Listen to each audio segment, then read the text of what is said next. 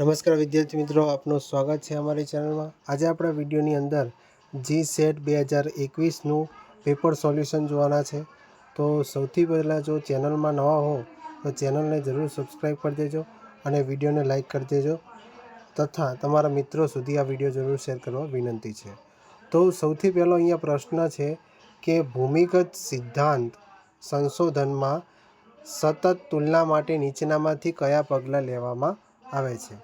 બરાબર, તો અહીંયા અલગ અલગ ઓપ્શન આપેલા છે। એમાંથી તમારો જે સાચો જવાબ છે એ સાચો જવાબ ઓપ્શન એ આવશે કે ડેટા સંગ્રહ, નોટ લેવાનું, કોડિંગ અને મેમોઇંગ। તો એ સાચો જવાબ ઓપ્શન એ તમારે આવશે। જે પણ આન્સર કી છે આ એ ઓફિશિયલ આન્સર કી પ્રમાણે જોવા મળે છે। જે GSET 2021નું ઓફિશિયલ વેબસાઇટ પર જશો તો એમાં તમને આ આન્સર કી જોવા મળી જશે। આમાં આપણે ડિટેલ સોલ્યુશન પર જોયેલું છે જેથી તમને સરળતાથી ખ્યાલ આવી શકે। બીજો પ્રશ્ન અહીંયા છે કે સાચી પ્રાયોગિક યોજના અને આંશિક પ્રાયોગિક યોજના માટે આમાંથી કયું સામાન્ય છે? તો અલગ અલગ ઓપ્શન આપેલા છે: નિયંત્રિત જૂથ, યાદચ્છીકરણ, પૂર્વ કસોટી અને ઉત્તર કસોટી અને પૂર્વ કસોટી। તો અહીંયા જે સાચો જવાબ છે ઓપ્શન એ આવશે, નિયંત્રિત જૂથ। પછી અહીંયા એક રિઝનિંગનો પ્રશ્ન કહી શકાય આપણે, બરાબર। તો અહીંયા નીચે આપેલા એક લેટર નંબર પ્રમાણે એક શ્રેણીમાં ખોટી મુદત જોવાની છે, બરાબર। તો ખોટી મુદતમાં સૌથી પહેલાં આપણે એનું સોલ્યુશન જોઈશું કે G40, J10R, M20P, P43N અને S19LA છે। તો એમાં કયા પ્રમાણે અહીંયા જોવા મળે છે તો એ જોઈએ છે અહીંયા। તો G40 છે તો સૌથી અહીંયા G પહેલાં જોઈએ છે, G પછી જે છે તો અહીંયા +3નો ઉમેરો થાય છે। એવી રીતે તમે બધામાં જોશો પહેલો જે અક્ષર દર્શાવેલો છે, બરાબર, એમાં 3નો વધારો થાય છે, બરાબર। તો આપણે આ કહીએ કે આ પહેલો જે અક્ષર છે એ બરાબર આપેલો છે, બરાબર। હવે ત્યાર પછી આપેલો છે નંબર આપેલો છે અને 4, 10, 20, 43, 90। તો અહીંયા કઈ રીતે સ્ટેપ 2માં કઈ રીતે છે તો 4, 2, 8, 8 ને 2, 10 એ પ્રમાણે છે। પછી 10ને લેવાના તો 10માં 2 વડે ગુણીએ તો 20, 20 ને 2, 22, બરાબર। એવી જ રીતે જોઈએ તો ત્રીજી સંખ્યા કઈ છે? 20 છે, તો 20 ગુણ્યા 2 + 2 એટલે 42 થશે। ત્યાર પછી ત્રીજી સંખ્યા જોઈએ તો 43 ગુણ્યા 2 + 2 તો અહીંયા 90 થશે, બરાબર। તો આ રીતે અહીંયા પ્રોસેસ અહીંયા જોવા મળે છે। હવે સ્ટેપ નંબર 3, બરાબર, આ વચ્ચેની જે સંખ્યાઓ છે એની પણ આપણે ગણતરી જોઈ લીધી કે એ પણ બરાબર લાગતું હોય એ પ્રમાણે જોવા મળે છે। સ્ટેપ 3ની અંદર જોઈએ તો અહીંયા પહેલાં તો શું આપેલું છે કે છેલ્લો અક્ષર છે JRPNL, JRPNL। હવે તમે વિદ્યાર્થી મિત્રો તમે જોશો તો આની અંદર તો N પછી L પછી N છે એટલે કે -2 આવે છે, બરાબર। પાછું આપણે જોઈશું તો -2 થશે, LMN એટલે કે -2। અહીંયા પણ -2 જોઈશો તો N પછી શું આવશે? NOP, P આવશે, પછી P પછી QR, તો R આવી ગયા છે એટલે -2, R પછી ST। તો અહીંયા જેને બદલે છે -2 કરીએ આપણે, બરાબર, આરની બદલે -2 અહીંયા હજુ કરીએ તો અહીંયા T આવવું જોઈએ, પરંતુ અહીંયા શું આવે છે? જે આવેલું છે, એટલે જે વાળો જે પણ અહીંયા લેટર આપેલો છે, શ્રેણી આપેલી છે એ શ્રેણી ખોટી છે। તો અહીંયા કયા નંબરની શ્રેણી ખોટી છે? તો અહીંયા આપણને J10R આપેલી છે, બરાબર, એ ખોટી શ્રેણી અહીંયા આપેલી છે, બરાબર। તો અહીંયા આપણે જોઈશું કઈ ખોટી છે તો ઓપ્શન અહીંયા બી તમારો સાચો જવાબ આવશે, J10R, બરાબર। તો આ રીતે આપણે ગણતરી કરી શકીએ છીએ। તો હવે આગળ જઈએ છીએ તો આગળ જતાં પહેલાં તમે જો હજુ વિડીયોને લાઇક ના કર્યો તો વિડીયોને જરૂર લાઇક કરી દેજો। ત્યાર પછી આપણે આગળનો પ્રશ્ન જોઈએ છીએ કે ચોથો પ્રશ્ન છે કે એક ઘન છે જેનો દરેકનો ખૂણો જેને આપણે ABCDEFGH તરીકે નામિત કરેલો છે, એના કેટલા 27 સમાન નાના ટુકડાઓમાં વિભાજિત કર્યો છે। ઘનને વિભાજિત કરતાં પહેલાં તેના દરેક સપાટીને જુદા જુદા રંગથી વાર્નિશ કરે છે અને એકથી વધુ રંગ ધરાવતા કેટલાક નાના ટુકડાઓ બનાવવામાં આવશે। તો અહીંયા સોલ્યુશન કઈ રીતે કરી શકાય? તો અહીંયા સૌથી પહેલાં આપણે જોઈએ તો એન શોધવાનું છે. તો એન શોધવા માટે અંડરરૂટ વર્ગની અંદર ઘનમૂળ કરીએ છીએ. એ કરવાના ટુકડા કેટલા છે? તો અહીંયા આપણે ટોટલ કેટલા આપેલા છે? 27 આપેલા છે. તો એનું ઘનમૂળ નીકાળશો તો અહીંયા એન બરાબર 3 આપણને જોવા મળશે. હવે શું કરીએ છીએ કે એનની જો એક બાજુ રંગેલી હોય તો એનું સૂત્ર શું છે? 6n-1નો સ્ક્વેર. બરાબર. એવી જ રીતે આપણે આગળ જઈએ તો એન બરાબર 2 બાજુ હોય તો અહીંયા બીજું સૂત્ર શું થશે? 12n-2. બરાબર. ત્રીજું એનની 3 બાજુ આપેલી હોય, 3 બાજુ રંગેલી હોય તો એનો તમારે યાદ રાખવાનું છે, એનો જવાબ 8 જ આવશે. પરંતુ અહીંયા શું કીધું છે કે દરેક સપાટીને જુદા જુદા રંગથી વાર્નિશ કરવામાં આવે છે. એકથી વધુ કીધું છે એટલે કે અહીંયા આપણે એકથી વધુ એક બાજુ છે એ અહીંયા સૂત્રમાં ઉપયોગ કરવામાં આવશે નહીં. એટલે આપણે બીજા અને ત્રીજા નંબરનું જે છે સૂત્ર એ આપણે ઉપયોગ કરીશું. તો બીજા નંબરનો ઉપયોગ કરીએ તો એની અંદર આપણે સૌપ્રથમ n બરાબર 3 આવ્યા તો એ 3ની કિંમતો મૂકીએ. બરાબર. 3 - 1 એટલે 1 આવશે. 1 × 12 એટલે 12 આવશે. તો n બરાબર 12 થયું. હવે એની અંદર આપણે શું એડ કરશું? 8 ઉમેરશું. તો ટોટલ આન્સર એનો કેટલો થઈ જશે? 20 થઈ જશે. બરાબર. તો અહીંયા ઓપ્શન બી છે એ તમારો સાચો જવાબ અહીંયા આવશે. તમારે એ પ્રમાણે જોવાનું કે અહીં તો શું કીધું છે? 1થી વધુ કીધું છે. જો 2થી વધારે કીધા હોય તો માત્ર 3ની બાજુ રંગેલી હોય છે તો આપણે 8 જ જવાબ આવશે. બરાબર. તો એ રીતે આપણે આ સૂત્રનો તમે યાદ રાખી શકો છો. ત્યાર પછી નીચેનો પ્રશ્ન છે કે સ્વયં માટે નીચેના સંદર્ભમાં કયું સાચું નથી? તો અહીંયા ઓપ્શન સી જે આપેલો છે એ અહીંયા યોગ્ય નથી કે આને MHRD એટલે કે મિનિસ્ટ્રી ઓફ એજ્યુકેશન અને UGCએ ઇન્ફોસિસની સહાયથી તૈયાર કર્યું છે. તો અહીંયા એ સાચું પડતું નથી. ઓપ્શન સી તમારો સાચો જવાબ આવશે. ત્યાર પછી આવે છે છઠ્ઠો પ્રશ્ન કે નીચેનામાંથી શું રમત આધારિત અધ્યયન પ્લેટફોર્મ છે? એટલે રમત આધારિત પ્લેટફોર્મની વાત કરીએ તો કહૂટ, સોક્રેટિવ, ક્વિઝ આ ત્રણેય છે. એટલે ઓપ્શન બી તમારો સાચો જવાબ છે. A, B અને C આ ત્રણેય ઓપ્શન અહીંયા તમારે આવેલા છે. ઓપ્શન બીમાં A, B, C ત્રણેય આપેલા છે. બરાબર. ત્યાર પછી એક બીજું આગળ વાત કરીએ છીએ કે ચોક્કસ સંબંધની વાત કરેલી છે. તો અહીંયા શું આપેલું છે કે સૌથી m/n હોય તો m શું છે? દીકરી છે. કોની? nની દીકરી છે. m+n હોય તો એનો અર્થ m એ પિતા છે. કોના? nના પિતા છે. m-n નો અર્થ શું થાય? કે m માતા છે અને એ કોને? nની. તો ઉપરની જે માહિતી આપેલી છે એના આધારે નીચેના પ્રશ્નોના આપણે જવાબ ગોતવાના છે. તો સૌથી પહેલાં અહીંયા તમને દેખાય છે જે G/H એટલે શું થશે? અહીંયા G એ શું થશે? દીકરી થશે. તો એ આ H શું કહી શકીએ આપણે? એનો પિતા કહી શકીએ. હવે બીજું ઓપ્શન છે કે H-I. H એ શું થઈ જાય? કે I એ શું છે? H-I. એટલે અહીંયા જોઈએ છે કે અહીંયા શું લખેલું છે? m-n છે તો m એ માતા છે. તો હવે અહીંયા માતા. બરાબર. Hને માતા કીધી અને પછી n એ I છે. Iને શું કીધું? એની દીકરી છે. બરાબર. તો હવે H એ માતા અને પિતા બંને હોઈ શકે નહીં. તો અહીંયા ડી ઓપ્શન તમારો સાચો જવાબ છે. કોઈ સંબંધ અહીંયા દર્શાવતું નથી. બરાબર. ઓપ્શન ડી તમારો અહીંયા સાચો જવાબ રહેશે. બરાબર. ત્યાર પછી ખૂબ જ સરળ પ્રશ્ન આવી રહ્યો છે. ક્વેશ્ચન નંબર 8 કે નીચે આપેલી આકૃતિમાં ત્રિકોણમાં છોકરીઓનું પ્રતિનિધિત્વ ધરાવતું ત્રિકોણ દર્શાવ્યું છે. ચોરસમાં ખેલાડીઓ છે અને વર્તુળ છે એ કોચનું પ્રતિનિધિત્વ કરે છે. તો આકૃતિમાં તમારે અહીંયા જોવાનું છે કે કયો ભાગ છોકરીઓને દર્શાવે છે. તો અહીંયા સૌથી પહેલાં તો ત્રિકોણ જોઈ લો. આ ત્રિકોણ છે. બરાબર. આ કોની છે? છોકરીઓ માટે પ્રતિનિધિત્વ કરે છે. હવે બીજું શું કીધું છે કે જે ખેલાડી પણ છે. ખેલાડી એટલે કે આ ચોરસ. બરાબર. આ ચોરસ. તો હવે તમે અહીંયા જુઓ કે જે ચોરસ પણ છે અને ત્રિકોણ પણ છે. તો એવું કયું છે? અહીંયા માત્ર ને માત્ર તમે જોઈ શકો છો કે ચોરસ અને ત્રિકોણ છે પરંતુ કોચ નથી. એ પણ જોવાનું છે. બરાબર. તો કોચવાળું તો આ છે એટલે આ સર્કલ છે. બરાબર. સર્કલ જોવાનું નથી. તો અહીંયા આપણો સાચો જવાબ શું આવશે? ક્યુ છે એ સાચો જવાબ આવશે. ઓપ્શન બી તમારો સાચો જવાબ છે. બરાબર. તો સૌથી પહેલાં જે વિદ્યાર્થીઓ હજુ સુધી વિડીયોને લાઇક ના કર્યો હોય તો વિડીયોને લાઇક કરી દો અને ચેનલને જરૂર સબસ્ક્રાઈબ કરી દો.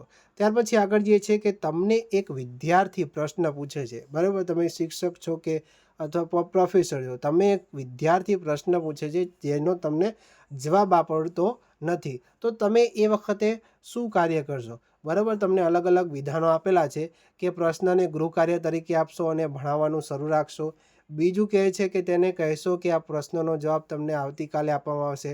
હા, બીજું કહી શકીએ કે તમે એક શિક્ષક છો, તમને આવડતું નથી, તો તમે એવું કહી શકો કે હા, આ પ્રશ્નનો જવાબ હું તમને કાલે જણાવીશ. પછી ત્રીજું વિધાન છે કે તેને થોડા સમય બાદ આવવાનું કહો અને પછી તેને પુસ્તકાલયમાં મોકલી દો. બરાબર. તો અહીંયા જે આ વલણ આપણે અપનાવવાનું નથી, તો ત્રીજું જે વિધાન છે એ આવશે નહીં અને ગૃહ કાર્ય તરીકે પણ આપવાનું નથી. વિદ્યાર્થીએ તમને પ્રશ્ન પૂછ્યો છે, બરાબર. તમારે કઈ રીતે એનો સારો જવાબ આપવો એ તમારે જોવાનું છે, બરાબર. તો બીજું વિધાન પણ સાચું આવશે. ત્યાર પછી ચોથું વિધાન જોઈએ કે ક્લાસ પૂર્ણ થયા બાદ તમે પુસ્તકાલયમાં જશો અને જવાબ શોધવાનો પ્રયત્ન કરશો. તો હા, વિદ્યાર્થી પણ શીખશે કે આપણા શિક્ષક પણ એવા છે કે આપણે પ્રશ્ન પૂછીએ છીએ તો એનો જવાબ એમને ભલે નથી આવતો તો એ પોતે શું કરશે? સ્વીકારે છે. 5મા પ્રશ્નમાં પણ એવું લખેલું છે કે વખાણ કરશે કે હા, ખૂબ જ સરસ, ખૂબ જ સરસ, જે પણ નામ હોય વિદ્યાર્થીનું, કે ખૂબ જ સરસ હાર્દિક, કે એ પ્રમાણે કહી શકીએ કે ખૂબ જ સરસ પ્રશ્ન પૂછે છે. હા, મને અત્યારે હાલમાં આ પ્રશ્નનો જવાબ જાણ નથી, હું તમને આ પ્રશ્નનો જવાબ કાલે જણાવીશ. તો એવી રીતે પોઝિટિવ આપણે જવાબ આપવાનો રહેશે. તો અહીંયા ઓપ્શન છે, કયો સાચો જવાબ છે તમારી વિકલ્પોમાંથી જોવાનું રહેશે.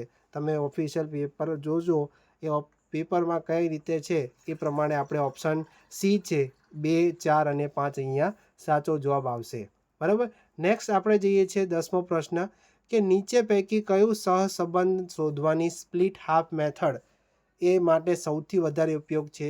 તો અહીંયા તમારો સાચો જવાબ છે એ ઓપ્શન એ આવશે કે તે કસોટીની આંતરિક સાતત્યતા દર્શાવે છે. ઓપ્શન એ તમારે આની અંદર સાચો જોવા મળશે.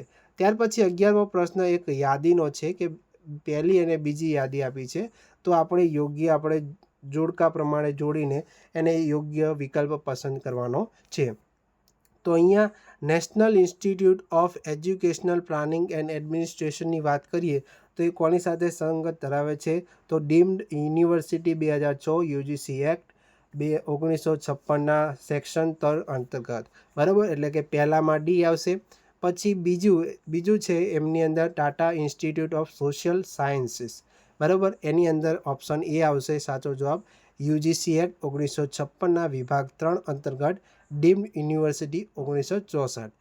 ત્યાર પછી ત્રીજા નંબરનું છે કે મહાત્મા ગાંધી આંતરરાષ્ટ્રીય હિન્દી વિશ્વવિદ્યાલયની વાત કરીએ છીએ તો એનો જે સાચો જવાબ છે એ ઓપ્શન સી આવશે, કેન્દ્રીય વિશ્વવિદ્યાલય, કે જેની સ્થાપના સંસદના કાયદા નંબર 3ની અંદર કરવામાં આવી છે, 1997 દ્વારા થઈ હતી. ત્યાર પછી વિશ્વ ભારતી છે, જે વિશ્વ ભારતી એ કેન્દ્રીય વિશ્વવિદ્યાલય અને રાષ્ટ્રીયની મહત્ત્વની સંસ્થા છે. તો અહીંયા જે સાચો જવાબ છે કયો આવશે? અહીંયા ડી, એ, સી, બી, બરાબર. તો એ પ્રમાણે અહીંયા સાચો ઓપ્શન આવશે. ત્યાર પછી નેક્સ્ટ ક્વેશ્ચન જોઈએ છે કે રાષ્ટ્રીય શિક્ષણ નીતિ એટલે કે જે નેશનલ એજ્યુકેશન પોલિસી 2020 છે એમાં પ્રસ્તાવિત higher education commission of India એટલે કે હેકીમાં નીચેના પૈકીનું કયું ઘટક અહીંયા દર્શાવેલું નથી અથવા દર્શાવતું નથી? તો અહીંયા યુઈસી છે, યુનિવર્સિટી એજ્યુકેશન કાઉન્સિલ છે, એ અહીંયા હેકીની અંદર અહીંયા જોવા મળતું નથી, એટલે આવતું નથી. તો હવે તમને એવું પણ પ્રશ્ન પૂછી નાખે, બરાબર, આવતા વર્ષે જે હવે પૂછાવાની છે પરીક્ષા, એની અંદર તમને આવો પણ પ્રશ્ન પૂછાઈ શકે કે હેકીમાં કયા નીચેનામાં કયું ઘટક છે, બરાબર. તમને 3-4 ઓપ્શન આપ્યા અને છેલ્લે આપેલ તમામ એવો પણ જવાબ લખીને આપે. તો એમાં પણ તમારે યાદ રાખવાનું કે national higher education regulatory council NHERC, general education council GEC, પછી higher educational grant council HEGC. તો આ પણ તમારે આ રીતે પણ પ્રશ્ન યાદ રાખવાનો ખાસ, બરાબર. પ્રશ્ન ગમે તે તમે ભણી ચૂક્યા છો, બરાબર. તમને આગલા જૂના પ્રશ્નપત્રો છે એ જુઓ તમને, તો એમાંથી પણ અમુક પ્રશ્નો વારંવાર રિપીટ થતા હોય છે. ત્યાર પછી આગળ પ્રશ્ન જઈએ છે, 13મો પ્રશ્ન છે કે એક ચોક્કસ કોડમાં E બરાબર P, Z બરાબર C, N બરાબર O, K બરાબર B, C બરાબર Q, A બરાબર X, R બરાબર H, B બરાબર R એ કેવી રીતે બ્રેકનો એક જ કોડમાં લખવામાં આવશે? તો તમારે સિમ્પલ શું કરવાનું છે કે જ્યાં E છે, બરાબર, ત્યાં તમારે P મૂકવાનું, બરાબર. તો આ બ્રેક પ્રમાણે તમે અહીંયા આ બધામાંથી જોઈને તમારે જો આન્સર જોશો તો કયો આવશે? RHPXB, બરાબર. તો અહીંયા જે સાચો જવાબ છે ઓપ્શન બી તમારો સાચો જવાબ છે, બરાબર. અત્યારે આપણે જલ્દી જોઈએ છે, પણ તમે જાતે પણ આને સોલ્વ કરી શકો છો, બરાબર. આની અંદરથી જોઈને તમારે એક્ઝેક્ટ તમારે જોવાનું છે કે બીની જગ્યાએ આર આવે છે, બરાબર. ક્યાં છે બીની જગ્યાએ આર? તો અહીંયા છે, બરાબર. આરની જગ્યાએ એચ છે, તો આરની જગ્યાએ એચ છે. ઈની જગ્યાએ શું છે? તો ઈની જગ્યાએ અહીંયા પી છે, બરાબર. તો એ રીતે આપણે આ પ્રશ્નને સોલ્વ કરવાનો રહેશે.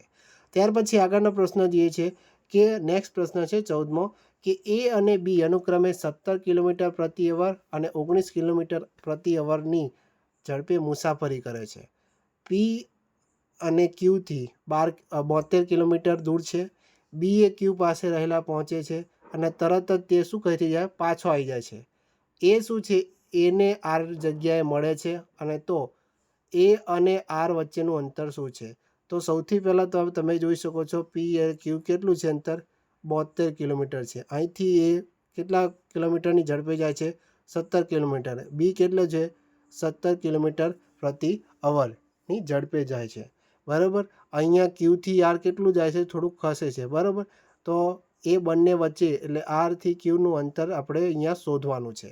તો હવે એવું કહી શકીએ કે ધારો કે ક્યુથી આર વચ્ચેનું અંતર એક્સ છે.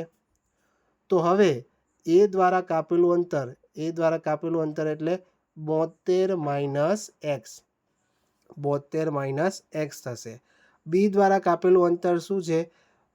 72 પ્લસ એક્સ, બરાબર. એ શું છે? એ તો સીધી જ દિશામાં જાય છે, પરંતુ બી શું છે? બી એને આર જગ્યાએ મળે છે, આર જગ્યાએ એટલે અહીંયા મળે છે. બી એ શું કરે છે? એક પરત આવે છે, એટલે 72 પ્લસ એક્સ થશે. તો સમય બરાબર આપણને ખબર છે અંતર ભાગ્યા સમય. તો હવે બંનેની ગણતરી કરીએ તો 72 માઇનસ એક્સ ભાગ્યા 17, બીજામાં આવશે 72 પ્લસ એક્સ ભાગ્યા 19. તો હવે આને સાદું રૂપ આપીએ તો આપણે શું કરીશું કે અહીંયા 19 છે, તો આને આ રીતે ગુણાકાર કરી દઈશું, બરાબર. તો 72 માઇનસ એક્સ પછી ઇઝ ઇક્વલ ટુ 17 અહીંયા આવી જશે, અને 72 પ્લસ એક્સ, બરાબર. ગુણાકાર કરી દેવાનો આનો, તો 1368 થશે, અને માઇનસ 19 એક્સ. આનો ગુણાકાર કરશો તો 1224 પ્લસ 17 એક્સ થશે, બરાબર. તો આ પેલી બાજુ લઈ જઈએ, બરાબર, અને 19 એક્સને આ બાજુ લઈ જઈએ. તો અહીંયા 1368 માઇનસ 1224 કરશો તો 144 આવશે. આ બંનેનો સરવાળો કરશો તો 36 એક્સ આવશે. હવે 36ને નીચે લઈ જઈએ, બરાબર. તો એક્સને એમ નામ રાખીએ, તો અહીંયા જવાબ છે આન્સર 4 આવશે. એક્સ બરાબર 4, બરાબર. ઓપ્શન બી તમારો સાચો જવાબ છે. 4 કિલોમીટર અહીંયા સાચો જવાબ રહેશે, બરાબર. ત્યાર પછી નેક્સ્ટ ક્વેશ્ચન જોઈએ છે 15મો કે નીચેના પૈકી યાદી આપેલી છે ફરીથી. તો અહીંયા જે પહેલી યાદી છે એ કઈ છે? સોફ્ટવેર છે, અને બીજું છે એનું અમલ ક્યાં થાય છે, બરાબર. તો પહેલું જે ઓપ્શન આપેલો છે, પહેલું જે વિધાન યાદી કહી શકીએ, મેન્ડેલ આપેલું છે, તો એ સંદર્ભ પ્રબંધન આવશે. ત્યાર પછી એસપીએસએસની વાત કરીએ તો એ કોના સાથે અમલન વાત કરી છે? તો સંખ્યાત્મક માહિતીનું વિશ્લેષણ. ટર્નિટીનની વાત કરીએ તો ઉઠાંતરી તપાસ. એન્ડ વિવોની વાત કરીએ તો એ ગુણાત્મક માહિતીનું વિશ્લેષણ અહીંયા જોવા મળે છે. તો એનો સાચો ઓપ્શન એ આવશે BACD, બરાબર. 1 2 3 4ની અંદર BACD ઓપ્શન છે એ તમારે સાચો ઓપ્શન છે, એટલે ઓપ્શન એ અહીંયા જવાબ આવશે. ત્યાર પછી નેક્સ્ટ પ્રશ્ન 16મો પ્રશ્ન છે કે કયું વિધાન સાચું છે? તો અહીંયા માત્ર તમે બંને વિધાનો આપેલા છે કે અહીંયા આપેલી બાઇનરી પૂર્ણાંક અનુક્રમમાં 0 0 1 1 1 0 1 0011011 P ... અનુસાર આગળનો P 01101 હશે. બી છે વિધાનમાં બાઇટ એ એક બાઇનરી નંબર છે જેમાં નિશ્ચિત રીતે 8 બાઇટ હોય છે. બરાબર, તો અહીંયા માત્ર ને માત્ર બીજું વિધાન છે એ સાચું છે. તો ઓપ્શન બી તમારો અહીંયા સાચો જવાબ છે. જો હજુ સુધી તમે વિડીયોને હજુ લાઇક ના કર્યો હોય તો લાઇક જરૂર કરી દેજો. ત્યાર પછી એક પ્રકારનો પાઈ ચાર્ટ આપેલો છે ને રકમ તમારે 55,660 આપેલી છે. આ તમારે એક પ્રકારનો ચાર્ટ છે, પાઈ ચાર્ટ. તો આમાં ગણતરી કઈ રીતે કરવાની છે? તો સૌથી પહેલાં તો તમારે ટોટલ કેટલી છે? 55,660 છે કુટુંબની કુલ માસિક આવક. બરાબર, એના ગુણ્યા 12 કરીએ. 12 માસની આવક છે તો કેટલી થાય છે? બરાબર, તો અહીંયા 6,67,920 અહીંયા તમારે થશે. તો એના કેટલા ટકા છે? 13% થશે. બરાબર, પીએફની વાત કરેલી છે અહીંયા. બરાબર, શું કીધું છે કે અહીં પાઈ ચાર્ટનો એક કુટુંબનો વર્તમાન ખર્ચ દર્શાવે છે. કુટુંબની કુલ આવક માસિક આવક કેટલી છે? 55,660 છે. તો વાર્ષિક બચત પીએફના રૂપમાં કેટલી? તો પીએફ કેટલી થઈ? 13%. તો એમાંથી 13% કાઢીએ તો અહીંયા કેટલું થશે? 13% કાઢવાના છે. કોના? આના જે આપણે ઉપર 12 માસ કર્યું ને, 12 માસ સાથે ગુણ્યું તો એના આપણે ટકા કાઢવાના છે. 6,67,920ના 13% કાઢવાના છે. તો અહીંયા જવાબ કરશો તમે તો 86,829.60 એટલે એપ્રોક્સિમેટલી તમે કહો તો 86,830 એનો સાચો જવાબ આવશે. તો કયો ઓપ્શન છે આની અંદર? ઓપ્શન એ તમારો સાચો જવાબ રહેશે.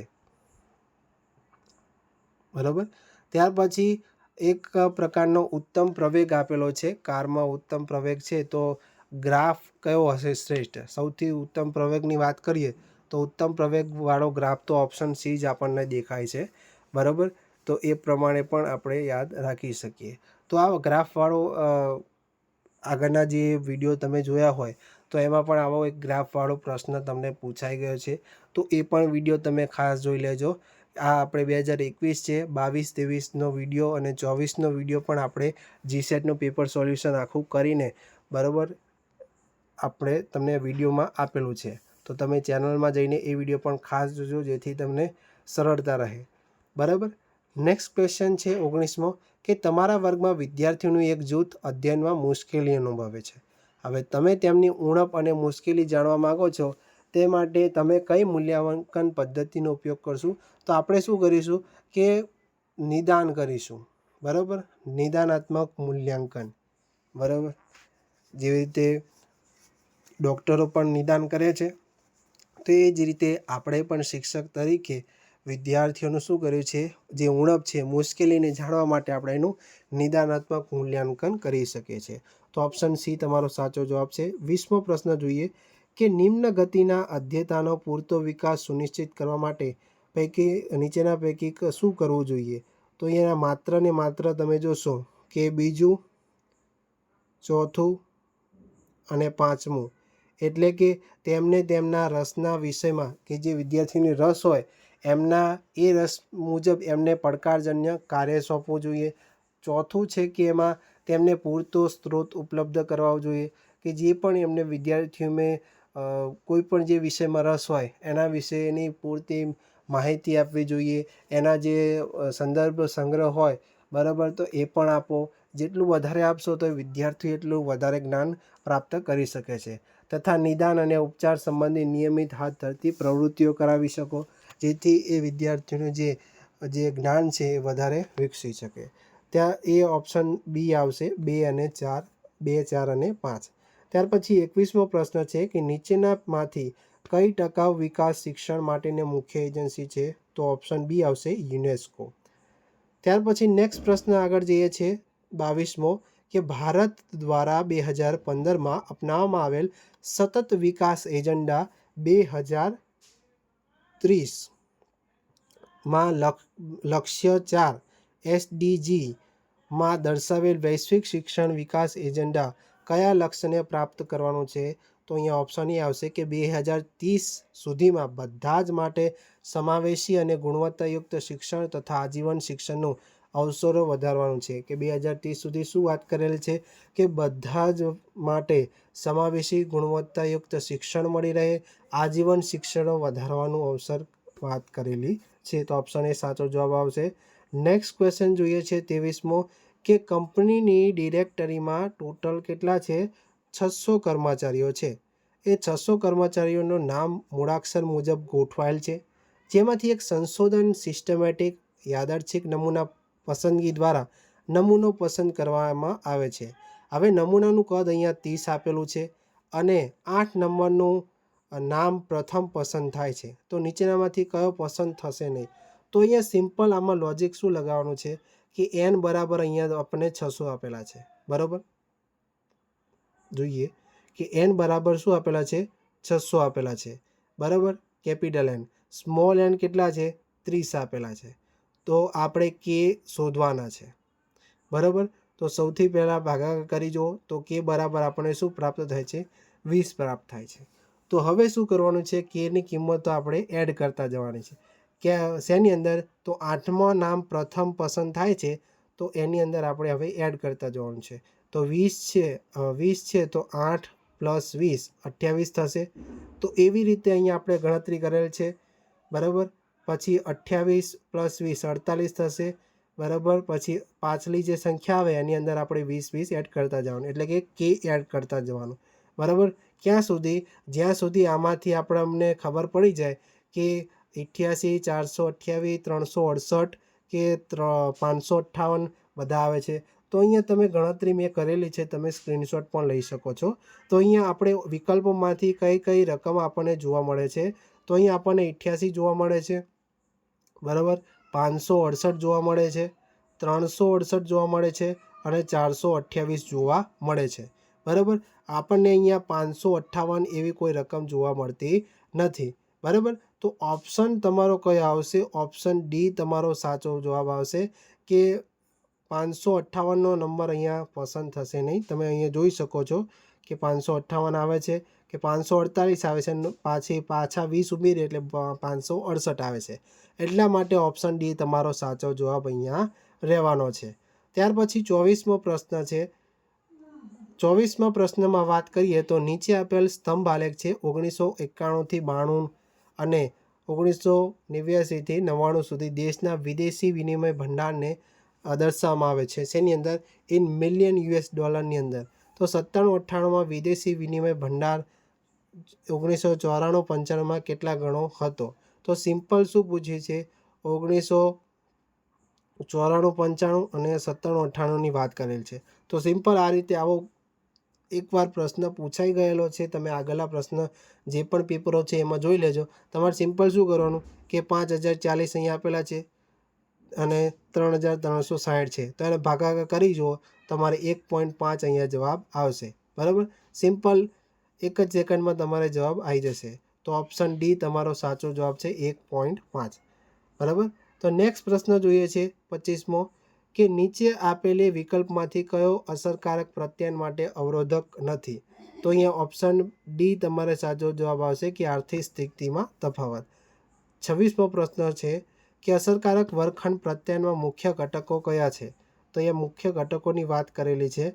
તો મુખ્ય ઘટકો કયા છે? તો સૌથી પહેલાં તો રમૂજની ભાવના, બરાબર, પ્રતિસાદ, બરાબર. ત્યાર પછી બોડી લેંગ્વેજ એટલે કે શારીરિક હાવભાવ અને વાતાવરણ. તો આટલી વસ્તુ વર્ગખંડ માટે મુખ્ય અસરકારક વર્ગખંડ પ્રત્યાયનના મુખ્ય ઘટકો આટલા છે.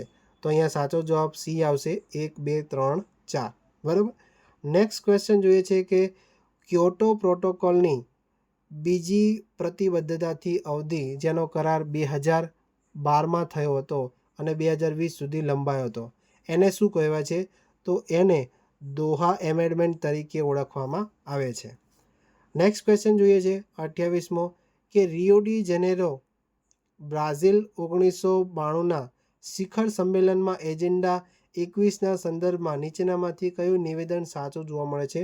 તો એ સાચો જવાબ છે ઓપ્શન એ આવશે કે માનવનું પર્યાવરણમાં પ્રભાવ જોવા માટે એક ક્રિયા યોજના બનાવી હતી જે વૈશ્વિક, રાષ્ટ્રીય અને સ્થાનિક સ્તરે કામ કરે છે.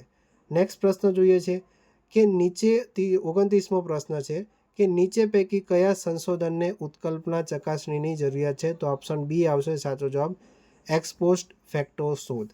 30મો પ્રશ્ન જોઈએ કે નીચેનામાંથી કયા વિચારે પોસ્ટ પોઝિટિવ પેરાડાઇમ માટે માર્ગ મોકળો કયો છે? બરાબર, તો વસ્તુલક્ષી વાસ્તવિકતા સહિત તમામ નિરીક્ષક અચૂક છે. ઓપ્શન ડી તમારે સાચો જવાબ છે. ત્યાર પછી 31મો પ્રશ્ન છે, દાખલો આપેલો છે કે ખાંડનો ભાવમાં વધારો 25% છે. બરાબર, એટલે કે 100ની અંદર 25%નો વધારો થયો તો 125 થશે. હવે જો કુટુંબ પોતાના ખાંડ પરનો ખર્ચ પૂર્વ અનુસાર જ રાખવા માગે છે તો કુટુંબના ખાંડનો વપરાશ કેટલો ઘટાડવો પડે? તો 125 એ 100 તો 100 એ કેટલા? તો ગણતરી કરશો તો 80% થશે. પણ આપણે અહીંયા ઘટાડો કરવાનો છે તો 100માંથી ઘટાડીએ 80%, તો અહીંયા આપણને 20% સાચો જવાબ આવશે. તો ઓપ્શન કયો છે? ઓપ્શન બી તમારો અહીંયા સાચો જવાબ રહેશે. જો તમે હજુ સુધી વિડીયોને લાઇક ના કર્યો હોય તો વિડીયોને જરૂર લાઇક કરી દો અને ચેનલને જરૂર સબસ્ક્રાઈબ કરી દો. નેક્સ્ટ ક્વેશ્ચન જોઈએ છે કે નીચે આપેલા ઉદાહરણોનું અનુમાન માટે સ્વીકારો. પહેલું છે કે પર્વતમાં આગ છે. બીજું છે કે કેમ કે આમાં ધુમાડો છે. ત્રીજું એમ કહે છે કે જ્યાં પણ ધુમાડો છે તે આગ છે. તો આમાંથી જ્યાં પૈકી કયું વ્યાપ્તિ રજૂ કરે છે?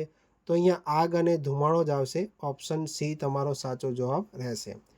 ત્યાર પછી કોઠારી કમિશન 1964-66માં નેશનલ પોલિસી ઓન એજ્યુકેશન 1986 અને નેશનલ એજ્યુકેશન પોલિસી જે 2020 છે એ નીચેના પૈકી જીડીપીનો કેટલો ભાગ શિક્ષણમાં રોકવાની ભલામણ કરી છે? કોને? કોઠારી કમિશને. બરાબર, બંને રીતે યાદ રાખવાનું કે કોઠારી કમિશને નેશનલ એજ્યુકેશન પોલિસી અંતર્ગત જીડીપીનો કેટલો ભાગ શિક્ષણમાં રોકવાની ભલામણ કરે છે? તો જીડીપીના કેટલા? 6% અંદર ભલામણ કરી છે. કોને? કોઠારી કમિશને. બંને રીતે આપણે યાદ રાખવાનું. તો ઓપ્શન સી તમારો સાચો જવાબ આવશે. નેક્સ્ટ ક્વેશ્ચન જોઈએ છે કે નીચેના પૈકી કયું national council for vocational education and training એટલે કે NCVTનું કાર્ય નથી? તો અહીંયા જે ડી ઓપ્શન છે એનું કાર્ય નથી, કે શિક્ષણની ગુણવત્તા વધારવા અને સતત કાર્યશીલતા માટે ઉચ્ચ શિક્ષણ આપતી સંસ્થાને માન્યતા અને ક્રમ આપવો એ આ national council for vocational education and ટ્રેનિંગનું કામ નથી. બાકી બધા કયા કામ છે એ પણ આપણે ખાસ યાદ રાખવાના, કે ગુણવત્તા આપતી બોડીઝ અથવા તંત્રને માન્યતા આપી, ગુણવત્તાનું મૂલ્યાંકન કરતી સંસ્થાઓને માન્યતા આપવી, તથા કોઈપણ સંસ્થાના માન્યતા પ્રાપ્ત માપદંડો પ્રક્રિયા અને ગુણવત્તાને નિયંત્રિત કરવું. તો આ ત્રણેય એ કામ કરે છે. કઈ કામ નથી કરતી? તો ઓપ્શન ડી તમારો સાચો જવાબ રહેશે. નેક્સ્ટ ક્વેશ્ચન જોઈએ છે કે લૌકિક અને અલૌકિક વચ્ચેનો તફાવત નીચેનામાંથી કયા પ્રમાણનો ઉલ્લેખ આવ્યો છે? તો ઓપ્શન સી આવશે, પ્રત્યક્ષ. ઓપ્શન સી સાચો જવાબ આવશે. નેક્સ્ટ ક્વેશ્ચન જોઈએ છે કે નીચે આપેલ હરોળનો આવનાર શબ્દ કયો છે? તો અહીંયા સૌથી પહેલાં તમે જુઓ છો કે સિક્વન્શિયલ લખેલું છે. બરાબર, તો અહીંયા સૌથી પહેલાં શું કરે છે કે એસને દૂર કરે છે. તો એસ પછી બાકી બધું એઝ ઇટ ઇઝ રાખે છે, એટલે કે અહીંયા એસ દૂર કર્યું. બીજી વાર તમે જોવા જશો તો હવે એની અંદરથી શું કર્યું છે? એલને દૂર કરી નાખ્યું છે. બરાબર, તો હવે એવી જ રીતે આગળ અહીંયા જોશો અહીંયાથી, તો અહીંયા ઈ દૂર કરી નાખશે. તો ઈ દૂર કરશે તો ક્વોન્ટિટી એ પ્રમાણે જોવા મળશે. તો ઓપ્શન એ તમારો સાચો જવાબ રહેશે. સિમ્પલ છે. બરાબર, વારંવાર પ્રેક્ટિસ કરશો આ પ્રશ્નોની તો તમે આરામથી સોલ્વ કરી શકો છો. ત્યાર પછી નેક્સ્ટ ક્વેશ્ચન છે કે આમાંથી કયું ડેટા મેપિંગ સાથે સંબંધિત છે? તો અહીંયા અલગ અલગ જે વિધાનો આપેલા છે, બરાબર, તમે વિધાનો વાંચી શકો છો. આપણે ડાયરેક્ટ અહીંયા ઓપ્શન જ જોઈ લઈએ. ઓપ્શન ડી તમારે સાચો જવાબ આવશે. કે કયો કયો છે સાચો જવાબ? કે ઓપ્શન પહેલું એક છે કે આ પ્રક્રિયા છે જે એક ડેટાબેઝને બીજા ડેટા સાથે મેળવવાનું કામ કરે છે. બીજું આપેલું છે જે સંવેદનશીલ ડેટા છે તેની સાથે સંકળાયેલી જે વ્યક્તિ છે એ વ્યક્તિની ઓળખ સાથે સચોટ રીતે કનેક્ટ કરવા માટે સક્ષમ છે. ત્યાર પછી ડેટાની જે ભૂલો છે એની સંભાવનાને ઘટાડી દે છે અને પ્રમાણિત ડેટાને મદદ કરે છે અને સમજવાનું શું કરે છે? સરળ બનાવી દે છે. અને ચોથું વિધાન પણ આવશે કે ડેટા મેપિંગ એ કોઈ પણ ડેટા ગોપનીયતા માળખાનું નિર્ણાયક તત્વ છે. તો આ ચારે ચાર આવશે, 1, 2, 3 અને 4. એટલે ઓપ્શન ડી તમારો સાચો જવાબ છે. બરાબર. નેક્સ્ટ ક્વેશ્ચન જોઈએ છે 38મો કે નીચેના પૈકી NMEICTનું પાયારૂપ દર્શન નથી. તો ઓપ્શન ડી તમારો સાચો જવાબ રહેશે કે પૃથ્વી પર બ્રોડબેન્ડ કનેક્ટિવિટી માટે ઓપ્ટિકલ ફાઇબર કેબલનો ઝડપી પ્રસાર. ઓપ્શન ડી તમારો સાચો જવાબ રહેશે. નેક્સ્ટ 39મો પ્રશ્ન જોઈએ કે નીચે આપેલ વિકલ્પમાંથી કયો વિકલ્પ UNDP ટકાઉ વિકાસ લક્ષ્યની યોજના માટે છે? તો અહીંયા કયા આવશે? તો એક તો ગુણવત્તાયુક્ત શિક્ષણ આવશે, ત્યાર પછી ઓછી અસમાનતાઓ આવશે, ત્યાર પછી ઉદ્યોગ નવીનતા અને ઇન્ફ્રાસ્ટ્રક્ચર. તો આ 3 A, B અને ડી, એટલે ઓપ્શન સી તમારો સાચો જવાબ રહેશે, ABD. બરાબર. નેક્સ્ટ ક્વેશ્ચન જોઈએ છે કે લિસ્ટ આપેલું છે, લિસ્ટ પ્રમાણે આપણે જોડકા જોડવાના છે. તો જે વાયુ પ્રદૂષણ અને પ્રભાવ આપેલા છે લિસ્ટ A અને બીમાં. બરાબર. એટલે કે વિભાગ 1 ના વિભાગ બી પણ કહી શકીએ કે ક્લોરોફ્લોરોકાર્બન છે તો એ વાતાવરણમાં ઓઝોન સ્તરમાં અવક્ષેપ ઊભો કરે છે. SO2 વાયુ છે એ એસિડ રેન તરીકે ઓળખાય છે. લેડ સંયોજન છે એ માનવ ચેતાતંત્ર એટલે કે નર્વસ સિસ્ટમ માટે હાનિકારક છે. કાર્બન ડાયોક્સાઇડની વાત કરીએ તો ગ્રીન હાઉસ અસરમાં સૌથી ટોચનું યોગદાન રહેલું છે. તો અહીંયા જે સાચો ઓપ્શન છે BADC એ પ્રમાણે ઓપ્શન સી તમારો સાચો જવાબ રહેશે. નેક્સ્ટ ક્વેશ્ચન જોઈએ કે હવે તમને આપેલું છે કે સંદેશા વ્યવહારમાં કયો વિકલ્પ સંગઠનાત્મક અવરોધ નથી? તો અકાળ મૂલ્યાંકન અહીંયા આવશે. બરાબર. 42મો પ્રશ્ન જોઈએ કે સામૂહિક સંદેશા વ્યવહારના કાર્યો શું છે? તો અહીંયા એક તો આવશે સર્વેલન્સ, પછી બીજું સુધારો અને ચોથું મનોરંજન. બરાબર. આ તો 3, 1, 2, 4 એટલે ઓપ્શન ડી તમારો સાચો જવાબ અહીંયા રહેશે. 43મો પ્રશ્ન જોઈએ કે આમાંથી કયો વિકલ્પ ઉત્પાદન ક્ષેત્રમાં પરિબળ નથી? તો અહીંયા લાભ નથી, બાકી મૂડી, શ્રમ, જમીન ત્રણેય અંદર આવશે. બરાબર. નેક્સ્ટ ક્વેશ્ચન જોઈએ છે 44મો. આંતરરાષ્ટ્રીય વેપારમાં કયા પરિબળની મોટી અસર થાય છે? તો ઔદ્યોગિકરણ. 45મો પ્રશ્ન છે કે આંતરરાષ્ટ્રીય વેપાર અને સ્થાનિક વેપારમાં મુખ્ય તફાવત શું છે? તો એકબીજાથી વધુ નિર્ણાયક છે. તો આ જે પણ પ્રશ્નો તમને દેખાય છે તો તમને ઉપર એક ફકરો આપેલો હોય, એ ફકરા પ્રમાણે તમારે ઉપરથી જવાબ ગોતીને તમારે લખવાનો હોય છે. ત્યાર પછી 46મો પ્રશ્નને જોઈએ છે કે લેખકના પ્રમાણે આંતરરાષ્ટ્રીય વેપારની ગતિશીલતાનું કારણ શું છે? તો કે વૈશ્વિકીકરણ ગતિશીલતા માટે આ નિર્ણાયક ભૂમિકા ભજવે છે. 47મો પ્રશ્ન જોઈએ તો કે આ મેસેજ વાંચ્યા બાદ આંતરરાષ્ટ્રીય વેપાર વિશે તમારો શું અભિપ્રાય છે? તો સ્થાનિક વેપારથી મોંઘો છે. પછી 48મો પ્રશ્ન છે, એમાં પણ વિધાન તરીકે આપેલો છે. તો અહીંયા જોઈ લઈએ તો વિભાગ 1 અને 2 આપેલો છે. તો આંતર વ્યક્તિગત પ્રત્યાયન વાત કરીએ એટલે કે ઇન્ટર પર્સનલ કમ્યુનિકેશન, તે કોની સાથે સંબંધિત છે? તો એ માહિતીનું મુખોમુખ વહેંચણી કરે છે. ઇન્ટ્રાપર્સનલની વાત કરીએ છીએ તો એ સ્વ સાથે પ્રત્યાયનની વાત કરેલી છે. પછી ત્રીજું છે નાનું જૂથ પ્રત્યાયન છે, એ સમાન લક્ષ્ય ધરાવતા જૂથ સાથે પ્રત્યાયન છે. જાહેર પ્રત્યાયન કરીએ તો એ વિચારો પહોંચાડવા માટે પ્રયુક્તિયુક્ત પ્રત્યાયન છે. તો ઓપ્શન સી તમારો સાચો જવાબ રહેશે, CDAB. આ પ્રમાણે સાચો જવાબ ઓપ્શન તમારે રહેશે. 49મો પ્રશ્ન જોઈએ છે કે નીચેના પૈકી કયા વિધાનો અધ્યયન અને અધ્યાપન સાથે વધારે સુસંગત દર્શાવે છે? તો અહીંયા જે પહેલું વિધાન છે, બીજું અને પાંચમું છે એ અહીંયા યોગ્ય દેખાય છે. પહેલું વિધાન એવું કહે છે કે અધ્યયન એ અધ્યાપન વગર પણ થઈ શકે છે, પરંતુ અધ્યયન વગરનું અધ્યાપન એ અર્થપૂર્ણ રહેતું નથી. બીજું વિધાન એવું કહે છે કે અધ્યયન એટલે કે કંઈક મેળવવું, જ્યારે અધ્યાપન એટલે કે કંઈક આપવું અથવા ટીચિંગ. બરાબર, એ રીતે કહીએ. બરાબર.